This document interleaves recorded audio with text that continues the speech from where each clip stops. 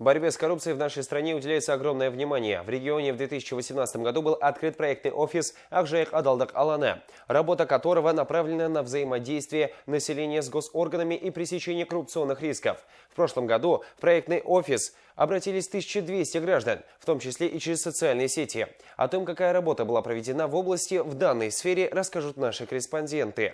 Проектным офисом «Акжайык Адалдык Аланы» в прошлом году было реализовано несколько проектов. Один из них – «Сапалы жол». В рамках него члены проектного офиса, мониторинговой группы, волонтеры и просто неравнодушные жители области выходили на рейды по мониторингу качества ремонта дорог, благоустройства дворовых территорий. В ходе мониторинга были выявлены 3 бесхозные детские площадки, построенные за счет спонсоров. Детские площадки ломаются, и никто их не ремонтирует. Поэтому приняты меры по постановке на баланс всех детских спортивных площадок в городе, определены источники финансирования на их содержание и ремонт. Также проводится мониторинг дорожных сооружений, знаков на предмет технического состояния и целесообразности установки. Свою эффективность также показала работа, направленная на открытость и прозрачность деятельности госорганов. В 40 государственных организациях открыты open space. Переведены на первые этажи 83 руководителя госорганов. Высвобождены порядка 900 квадратных метров, которые теперь будут использоваться рационально.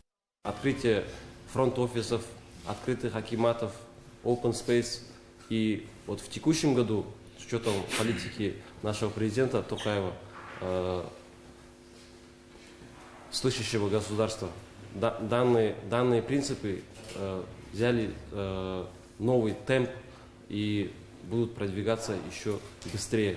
Немаловажную роль играет в работе проектного офиса взаимодействие со специальной мониторинговой группой, неправительственными организациями и населением. Огромное количество обращений в проектный офис поступило именно посредством социальных сетей. Благодаря совместной работе устранены риски по сдаче экзаменов на получение водительских удостоверений, оформление автотранспорта на штрафстоянке, ликвидированы заторы на международном пропускном пункте Сырым. В 2 раза снижена необоснованно повышенная Батысу-Арнасы цена на пломбирование счетчиков.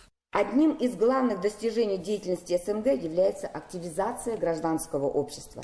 СМГ становится более заметным и авторитетом, свидетельством чего являются результаты проведенной нами работы.